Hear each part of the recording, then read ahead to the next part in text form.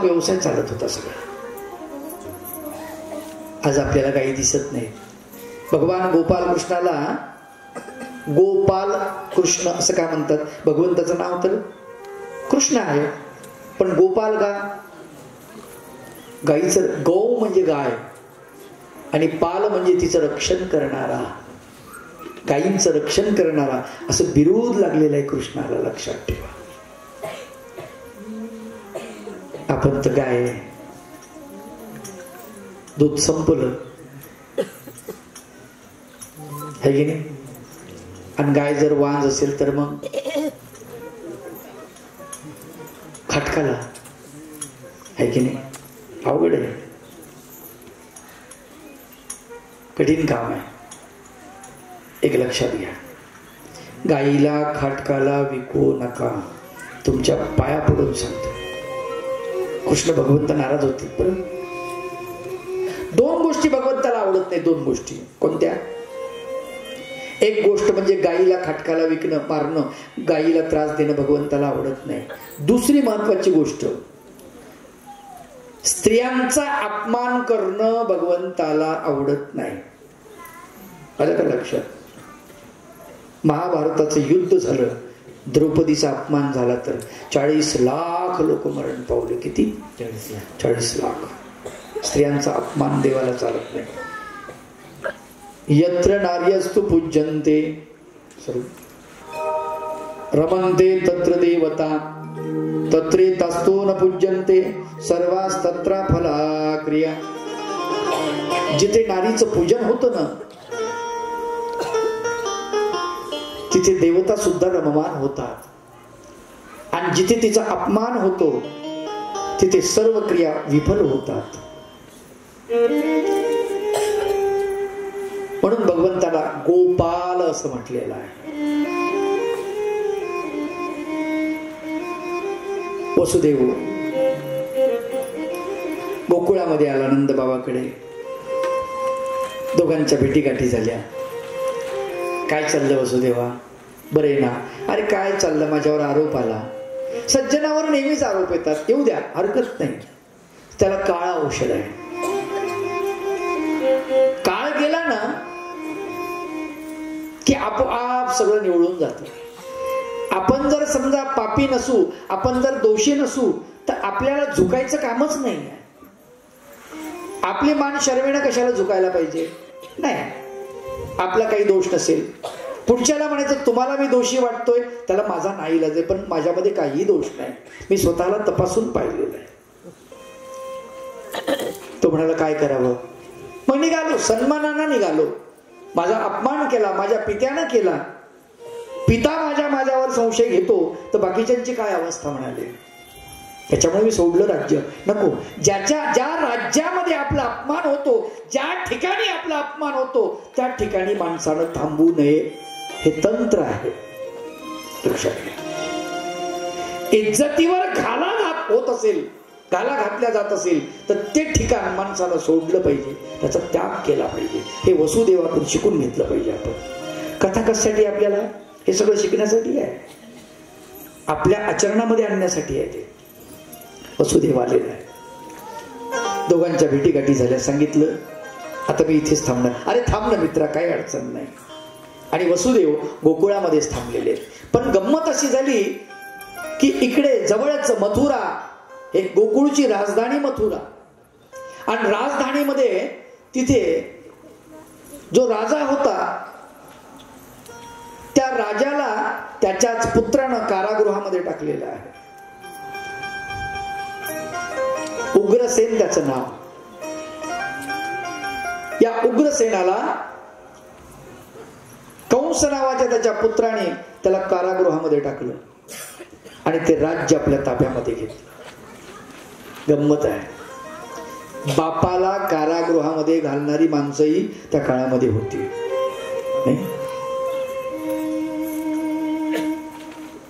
पण त्या काळामध्ये अशी माणसं होती की आई वडिलांना खांद्यावर घेऊन जाणारी, कावडीमध्ये बसवून नेणारी अशी ही माणसं होती. नाही, त्याचं नाव श्रावण. तीही माणसं होती, पण त्याचं नाव आदरानं घेतलं जातं, श्रावणाचं नाव. कंसाचं नाव कोणी आदरानं घेतं का? जर घेत असेल, तुमच्या गावात कोणाचं नाव कंस ठेवलंय का? नाही. का ठेवत नाही? चारित्र्य. लक्षात घ्या, फार गंमत असते. आपल्या मनावरती चारित्र्याचा इतका खोल परिणाम झालेला असतो. कुणीतरी आपल्या मुलीचं नाव शूर्पणखा ठेवलेलं आहे का? नाही. का नाही? माय नको नको, इतकी वाईट बाई, तिचं नाव आपल्या लेकराला नको बाबा. नावाचा सुद्धा परिणाम असतो की. कोणी रावण नाव ठेवलंय का आपल्या पोराचं? नाही. आहे का? आहे का? बरोबर. आनंदाची गोष्ट आहे. रावण ज्याचं नाव असेल ना, तर तो साधा नाही आहे, लक्षात ठेवा. तुमच्या माहितीसाठी सांगतो, रावण हा ब्रह्मवेत्ता होता. रावणानं सीता मातेला उचलून नेलं, पण तिच्या अंगाला स्पर्श सुद्धा केला नाही. लहान नका समजू रावण. ही एक फार महत्वाची गोष्ट आहे. रावणाला माहित होतं की सीता ही रामचंद्राची इज्जत आहे, आणि रामचंद्राची इज्जत जर आपल्या इथं असेल, रामचंद्राला माझ्याकडे येणंच आहे, यावंच लागेल त्याला. म्हणून त्याने तसं केलेलं आहे. रावण ब्रह्मवेत्ता होता. रावण इतका सुंदर होता की अनेक रूप त्याला धरता येत होती. अनेक रूप धरता येत होती.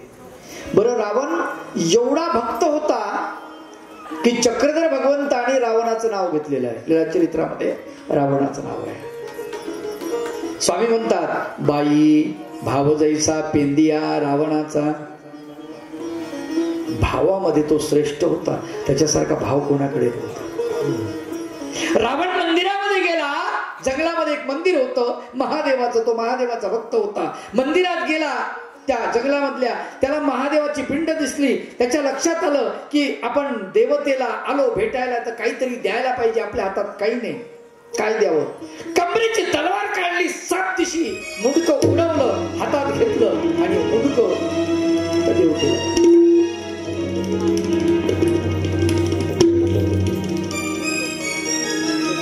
दुसरं मुंडकं वर आलं त्याच ठिकाणी. यानं दुसरं कापलं, ते ठेवलं. तिसरं कापलं, ते ठेवलं.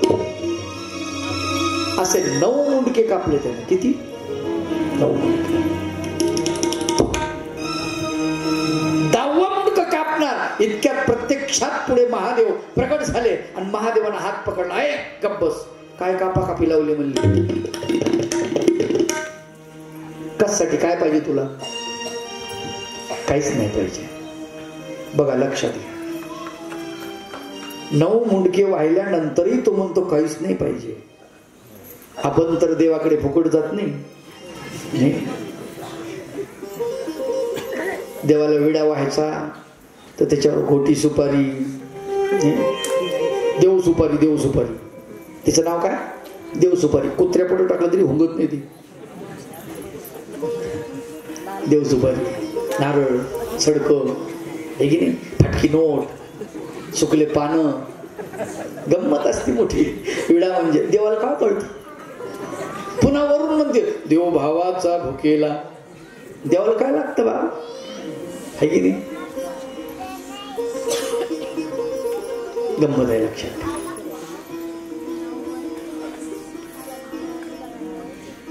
कंस, या कंसानं आपल्या बापाला कारागृहामध्ये टाकलं, उग्रसेनाला, आणि सगळे राज्य ताब्यामध्ये घेतलं. बरं, हा काही चांगला राज्य करताही नव्हता. मग यानं काय सुरू केलं? नाच गाणं सुरू केलं. ते पाहणं, मद्यपान करायचा, बैठका बसायच्या, नृत्य चालायचे, रात्रंदिवस बस, पत्ते खेळ, अमक कर, टमक कर, हे कर, ते कर. आता याचं लक्ष जर राज्यावरती नाही आहे, राज्यामध्ये, तर परकीय आक्रमण होणार ना. कारण या देशातले हेर त्या देशामध्ये असतात, त्या देशातले हेर या देशामध्ये असतात, आणि मग ते गुप्त हेर ती वार्ता जाऊन आपल्या राजाला सांगतात. शेजारच्या राजाला सांगितलं की या मथुरा राज्यामध्ये हाहाकार माजलेला आहे. म्हणले राजा फार विचित्र आहे आणि राजा व्यसनामध्ये दंग झालेला आहे. आता आपण त्या राज्यावरती आक्रमण करून ते राज्य आपल्या राज्याला लागू नये, सीमेला जोडू नये, आपण आपल्या राज्यामध्ये ते मिसळू शकतो. त्याच्यावर आक्रमण करून त्याला हरवू शकतो. त्याला आक्रमण मथुरेवरती प्रचंड आक्रमण झालं. मथुरेच्या सेनापतींनी खूप लढा दिला. सैन्य अगदी निकरानं लढलं, पण राजाचं पाठबळ जे असतं ना, ते पाठबळ त्यांना नव्हतं. सैन्य खाली पडायला लागले, काही पळायला लागले, आणि पुढच्या सैन्याला उधाण आलं, उत्साह निर्माण झाला. ते यांच्यावर परत आक्रमण, मथुरेच्या राज्यात सीमेमध्ये घुसण्याचा प्रयत्न झाला. ही गोष्ट वसुदेवाला कळली. वसुदेवा हा खंडा लढवय्या होता. वसुदेवानं हातामध्ये शस्त्र घेतलं, घोड्यावरती स्वार झाला आणि डायरेक्ट सैन्यामध्ये घुसला. एकट्या वसुदेवानं, भागवत सांगतं, 1200 मुंडके उडवले. 1200 एकट्या वसुदेवा. वसुदेवाचा हे धैर्य पाहून, त्याचा शूरपणा पाहून सगळ्या सैन्याला पूर्ण उत्साह आला, आणि मग सगळं सैन्य परत लढायला तयार झालं. शत्रू सैन्यावरती तुटून पडलं. शत्रू सैन्याची दाणादाण झाली. शत्रू सैन्य काही धारातीर्थी पडलं आणि काही पळून गेलं. ही वार्ता कंसाला कळली. कंसाला असं वाटलं, अरे वा, असा सूरवीर आपल्याला सोयरा पाहिजे. पहिलं माणसं नात्याने घट्ट करायचे, लक्षात ठेवा. आता माणसं घट्ट करतात कशाने? पैसे वाटले की माणसं घट्ट होते असं वाटतं माणसाला, है की नाही? पैसे वाटायचं काम चालतं ना निवडणुकीच्या काळात. गपचिप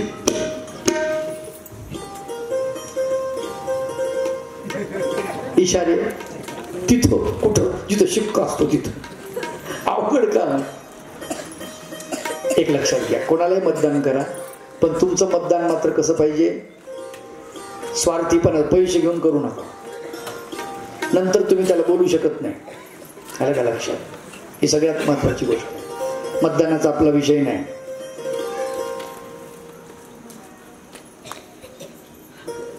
सोयरा कोणाला जोडायचा आहे हे त्याला कळत होतं कंसाला. वसुदेवाला सोयरा जोडून घेण्याचं त्यांनी ठरवलं, आणि या ठिकाणी आपली बहीण, जिचं नाव देवकी, ही या वसुदेवाला द्यायचं असं त्यांनी आपला मनोदय बोलून दाखवला. आणि नंदबाबा म्हणाले, ठीक आहे, चांगली गोष्ट आहे. आणि मग गोकुळामधून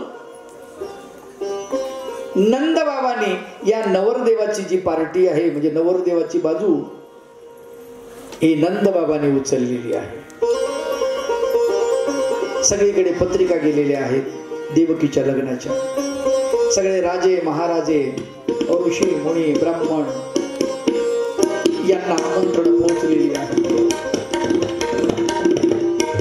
मथुरेतल्या मोठ्या मैदानावरती भव्य असा मंडप उभारलेला आहे, आणि त्या मंडपामध्ये सुंदर अशा प्रकारची तावदानं, झुंबर अशी लावलेली आहे. त्या मंडपामध्ये ब्राह्मणाला बोलवलेला आहे. मंत्रांचे घोष चाललेले, वेद घोष चाललेले, मंत्रोच्चार चाललेले आहेत, पारायण चाललेले आहे. ऋषी महर्षींना अन्नदान चालू आहे, द्रव्यदान, सुवर्णदान. 7 दिवसाचा हा कार्यक्रम सुरू झाला. 7व्या दिवशी लग्नाचा दिवस उजाडलेला आहे. नगरी भव्य सजवून तयार केली. गुढ्या उभारले, तोरणे बांधलेले आहेत. रांगोळ्या काढलेल्या आहेत, सडा समर्जन, सगळी गोकुळ नगरी नवरी सारखी नटून आहे. मंडपामध्ये नवरी नवरदेवाला आणलेला आहे. वधूवरांना आमने सामने उभं केलेलं आहे आणि अक्षरा सगळ्यांना वाटलेल्या आहेत. मंगल अष्टका म्हणायला सुरुवात केलेली आहे. यं ब्रह्मा वरुणेंद्र रुद्र मरुत स्तुवन्ति दिव्ये स्तवैर् वेदे सांग प्रतिनिधि गायन्त्यं सामगा ध्याना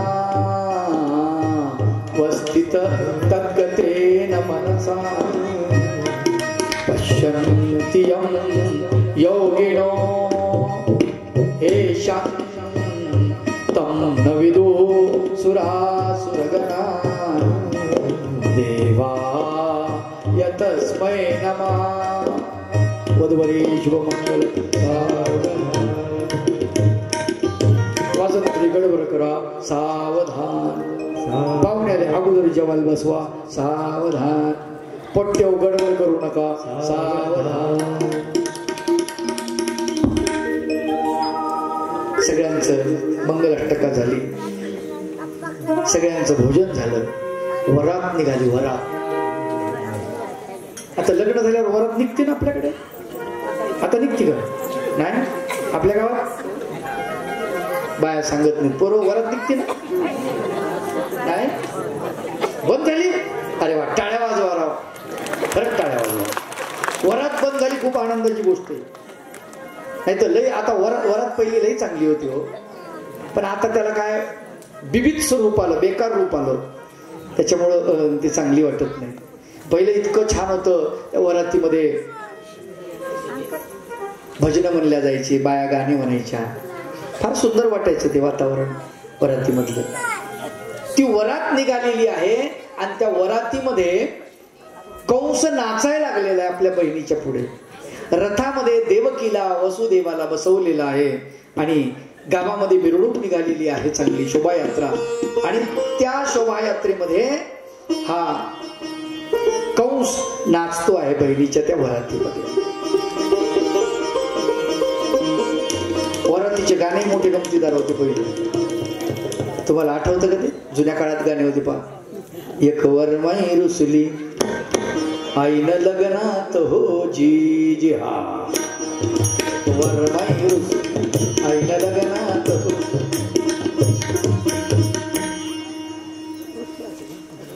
वर बापाला नव्हता फेटा, त्यानं गोंधळ केलाय मोठा. वर बापाला नव्हता फेटा, त्याने गोंधळ केला मोठा. बसला हातात घेऊन स्वतः आईन लग्नात जी जी हा. एक वरमाई रुसली आईन लग्नात.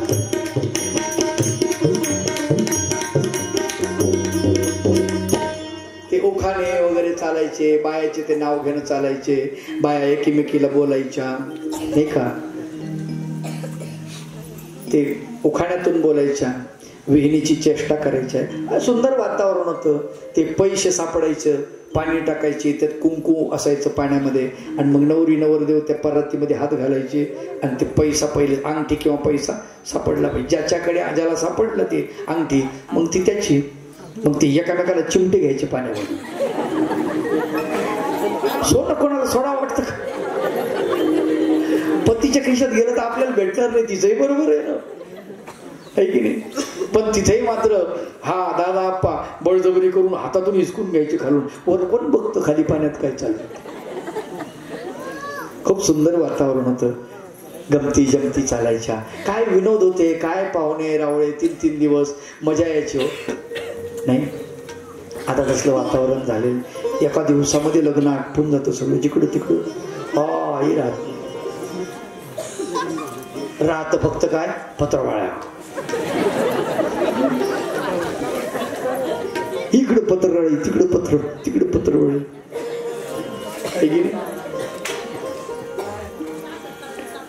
पण मला एक सांगा, आपल्या जयपूरमध्ये दरवर्षी किती लग्न होतात? पटापट बोला गाड्या.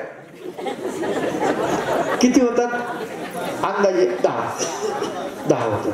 मग 10 लग्न आपण जर एकदाच केले तर आहे की नाही? बरं, तुमचे सगळ्यांचे पाहुणे एकच आहेत. असं नाही की बा एका माणसाचा पाहुणा पार नांदेड जिल्ह्यातला आहे, एकाचा यवतमाळ जिल्ह्यातला आहे, एकाचा मग तिकडं अमरावती जिल्ह्यातला आहे, तिसऱ्याचा नागपूर जिल्ह्यात. असे काही पाहुणे दूर दूर थोडेच आहेत. वेळ आणि खर्च दोन्ही गोष्टी. पण तुम्हाला सांगतो, लग्न काऊन एकटा करीन, सामूहिक काऊन करीन? याच्यामुळे आपलं अवघड व्हायला. बरं का, लक्षात ठेवा. वसुदेवाचं लग्न लागलं आणि मिरवणुकीमध्ये तो नाचतो आहे कंस, त्याला आनंद झालेला आहे. पण गंमत अशी आहे,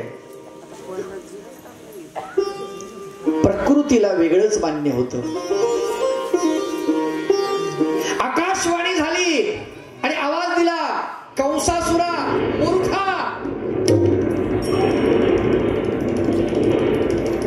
जिच्या लग्नामध्ये तू आनंदानं नाचतोस, तिच्या पोटी जन्माला येणारा 8वा बालक जे आहे तो तुझा वैरी आहे.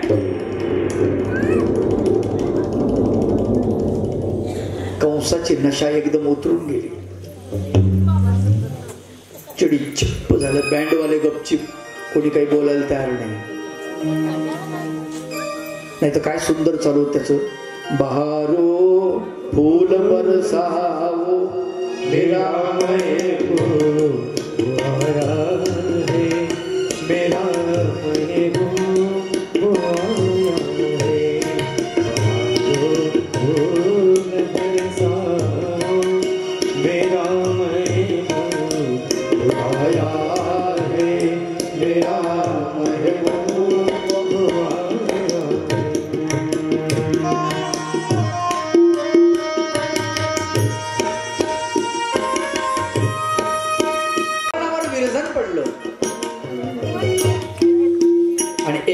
शांत शांत शांत.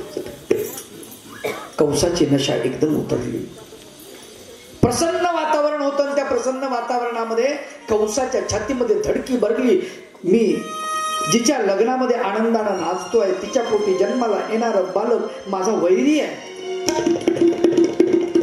ज्या भूमीमध्ये हा अंकुर उगवणार आहे ती भूमीच नष्ट करतो. म्हणून त्याने कमरेची तलवार उपसली, धावत गेला. रथावरती आरूढ असलेल्या आपल्या बहिणीच्या केसाला पकडलं, फरफडत तिला खाली ओढत आणलं आणि दुसऱ्या हातानं वार करणार तिच्यावरती. वसुदेव धावत आला, वरच्यावर हात पकडला. कंसा, तुला शोभत नाही, शूरवीराला हे शोभत नाही स्त्रियांवरती हात उगारणं. आणि ती तुझी बहीण आहे, या हातावरती तिने राखी बांधलेली आहे. दादा, माझं रक्षण कर, आणि तूच तिला मारतोस. अरे वसुदेवा, हिच्या पोटी जन्माला येणार बाळ आता ऐकले ना तू भविष्यवाणी? हो ऐकली. एक काम कर, हिच्या पोटी जन्माला येणार बालक मी तुला देतो, पण हिला मारू नको, हिला सोडून दे. नक्की हे वसुदेवाचं वचन आहे. वसुदेवाचं वचन हे कधीच खाली जाणार नाही, लक्षात घ्या. आणि वसुदेवाला, देवकीला कारागृहामध्ये टाकलं. कारागृहात जसं टाकलं, हातात हातकड्या, पायात बेड्या, दोघांच्या साधे वस्त्र अंगावरती. आतापर्यंत राजवाड्यामध्ये असणारी देवकी, जिच्या केसाचा केश संभार सावरण्यासाठी स्त्रिया आहेत, दासी आहेत, जिच्या अंगावरचं उत्तरीय वस्त्र मागे लोळत नाही, त्या धरून चालतायत. जी बसली असताना दोन दोन स्त्रिया पंख्यानं तिला वारा घालतायत. दुसऱ्या दासी आहेत, तिला पाणी आणून देत आहेत, दूध आणून देत आहेत, तिची सेवा करतायत, तिचे पाय दाबतायत. असा राज वैभव, तिचा थाट सगळा संपला. काय वाटत असेल तिला मनामध्ये, काय नशीब आहे माझं, याच्याशी लग्न केलं आणि माझं तर वैभवच गेलं. आपल्यासारखी असती तर काय म्हणली असती, नग नग नग बाई असला खैस काय कामाचा दादा, याच्यामुळे माझं सगळंच गेलं. पण काय म्हणावं तिनं, माझ्या नशिबात जे असेल ते होईल. गुपचूप तिनं सगळं मान्य केलेलं आहे. आणि त्या कारागृहामध्ये प्रपंच सुरू झाला. त्या कारागृहामध्ये त्यांचा संसार सुरू झाला. 9 महिने 9 दिवस गेले आणि देवकीनं एका सुंदर पुत्राला जन्म दिला. कारागृहामध्ये देवकीच्या पुत्रानं टाहो फोडला आणि ते रडायला लागलं. ते सूर द्वारपालांच्या कानावरती जसे गेले तसे द्वारपाल धावत गेले आणि कंसाला वार्ता जाऊन सांगितले, महाराज महाराज देवकीला पुत्र झाला. कंस धावत आले. कारागारी अंधकारी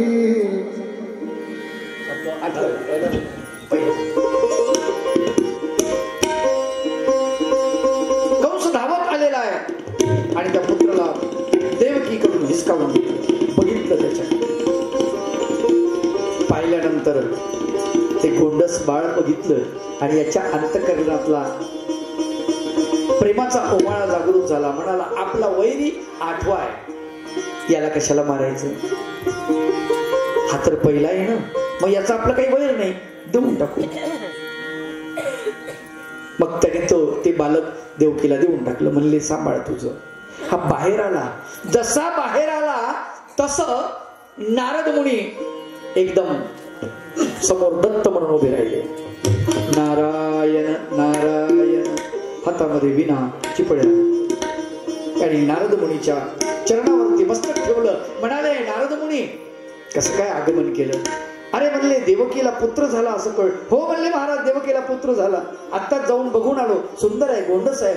मग काय वापस देऊन टाकला. अरे वेडा आहेस का, वापस का दिला. अरे म्हणले, आपला वैरी आठवा, याला कशाला मारायचं.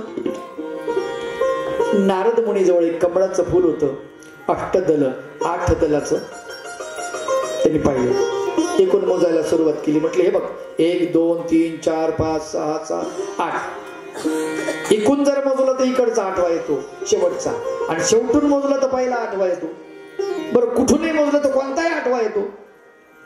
मग तुझा वैरी नेमका कोणता म्हणले, पहिल्या नंबरचा का 8व्या नंबरचा. शेवटून मोजलं तर पहिल्याच नंबरचा 8वा. तर म्हणलं, हा राव, हे तर काही टाळक्यात आलंच नाही, हे तर अवघडच काम झालं, हा आपोआपच मोठा होईल. म्हणले, हा माझ्या छातीवर बसन. धावत गेला कंस परत.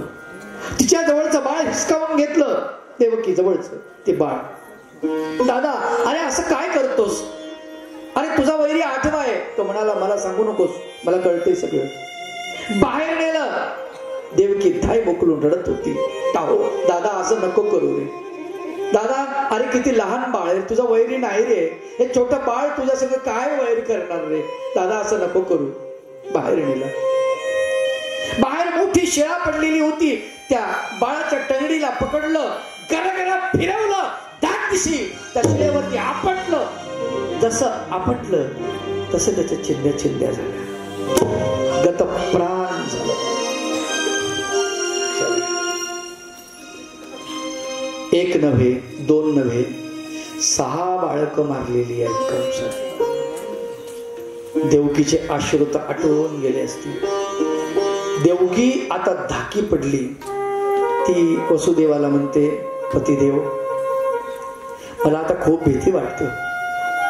बाळाला आपण जन्म घालायचं आणि यमाच्या ताब्यात द्यायचं, हे पाप आपण स्वतः करतो आहोत, असं नाही वाटत तुम्हाला. देवकी, विधीचं विधान आपल्याला माहित नाही. 8 पुत्रापर्यंत आपल्याला नाही थांबता येणार. कारण आपल्यावर ती जबाबदारी टाकली आहे निसर्गानं. 7व्यांदा देवकी गर्भवती राहिलेली आहे. तेज पुंज तिच्या चेहऱ्यावरच तेज वाढलेलं आहे. 9 महिन्याचा काळ लोटलेला आहे. अचानक तुम्हाला सांगतो तो गर्भ तिच्या पोटातून गायब झाला. पोट रिकामं झालं. देवकी रडायला लागली. वसुदेवाला म्हणते, पतिदेव माझ्या पोटात काहीच नाही हो. काय भानगड झाली माहित नाही, पण पोट एकदम रिकामं झाल्यासारखं वाटतं. असं का व्हावं? ती रडते म्हणून शिपायांना कळलं. शिपाई धावत आले. बघितलं पोटातलं बाळ गायब झालं. कंसाने मोठ्यानं हसायला सुरुवात केली. विकट हसायला सुरुवात केलेली आहे.